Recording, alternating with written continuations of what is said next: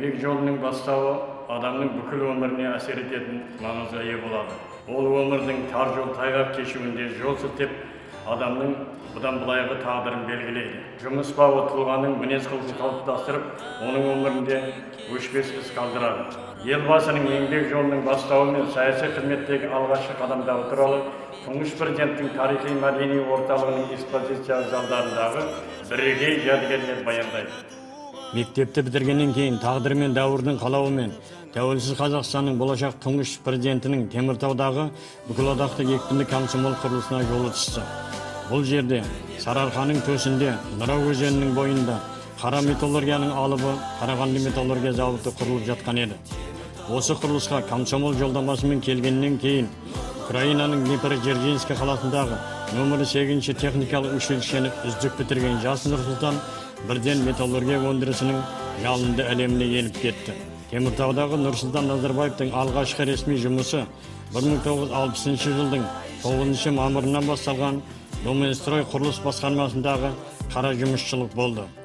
Осыдан кейінгі 9 жылдан көбірек уақытта Ақбас Алатау баурайының саф ауасын жұтып келген ауыл баласының еңбек жолы жалын мен арпалысып өтті. Осы жылдары болашақ елбасы Қарағанды металлургия зауытының домна цехында шойыншы, диспетчер, домна пешінің көрікшісі, газшысы, аға газшысы сияқты ауыр да отты мамандықтарды игерді. Осындай адам төзусіз қиын жұмыстарды істеп жүргеніне қарамастан, жас жұмысшы өзінің білімін жетілдіріп, қоғамдық жұмыстарға белсене қатысты. Нұрсұлтан Назарбаев осы жылдары Теміртау қаласындағы жоғары техникалық оқу орнын бітіріп, Қазақстан комсомолының 10-шы, бүкілодақтық комсомолдың 14-ші съездеріне делегат болып, бүкілодақтық Лениншіл коммунистік жастар одағы орталық комитетінің мүшелігіне сайланды. 1968 жылдың жазында санаулы ғана КСР жастарының сапында Финляндияның астанасы Хельсинки қаласында өткен жастар мен студенттердің дүниежүзілік фестиваліне қатысып, бүкілодақтық комсомолдың құрмет грамотасын алды. Қарағанды металлургия комбинатындағы ерен еңбегі үшін бұдан да басқа марапаттардың иесі болды. Балқыған металл қатал және әлсіздікке төзбейді.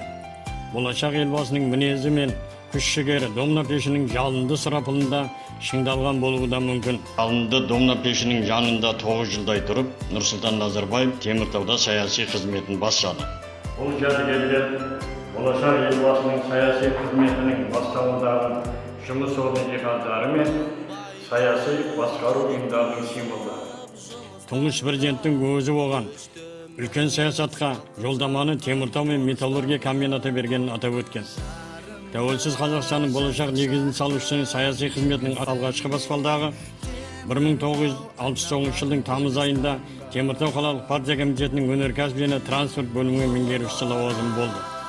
1970 жылдың қаңтар айынан 1971 жылдың маусымына дейін Назарбаев қалалық комсомол комитетінің бірінші хатшысы болып, Теміртаудың жастары ұйымын басқарды. Дәл осы жерде оның ұйымдастырушылық дарыны мен көшбасшылық қабілеті жарқырап көрінді.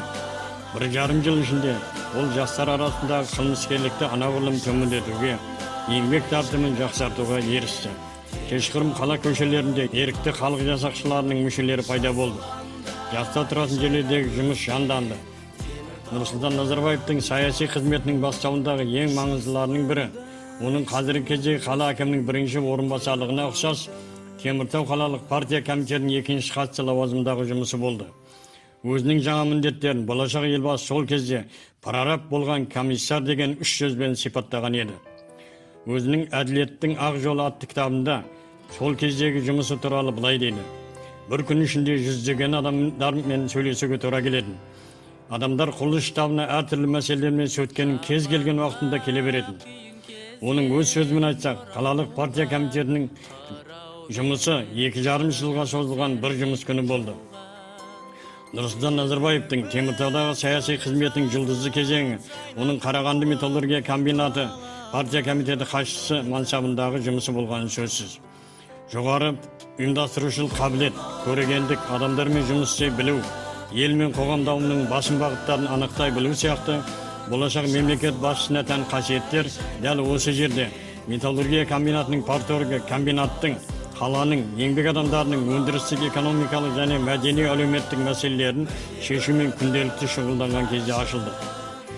Нұрсұлтан Назарбаев комбинаттың партия комитетінің хатшысы болып келген 1973 жылдың соңында ондай жағдай өте ауыр еді.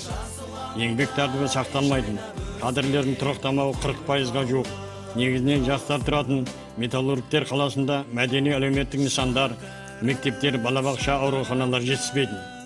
Комбинаттың партия комитетінің хатшысының белсенділігі арқасында қысқа мерзім ішінде қалада 8 балабақша, 15 мың адам сиятын стадион, жүзу бассейні, Самарқан су қоймасының оң жағалауында демалыс үйі мен санаторий профилакторий, 180 мың шаршы метр тұрғын үй құрылды. Комбинатта кадрлар тұрақтамауы 39%-дан 10%-ға қысқарды. Еңбек адамдарына болған қамқорлықтың арқасында бұрын артта қалған комбинат саланың озық кәсіпорнына айналды. Құрышқала тұрғындарының өмірі мен тұрмысы түбегейлі өзгерді. Осылайша Қазақстан магниткасы мен металлургтер қаласының дамуы мен өркендеуі тәуелсіз Қазақстанның болашақ президентінің саяси қызметтің бастауы мен дәл келуі кездейсоқ емес.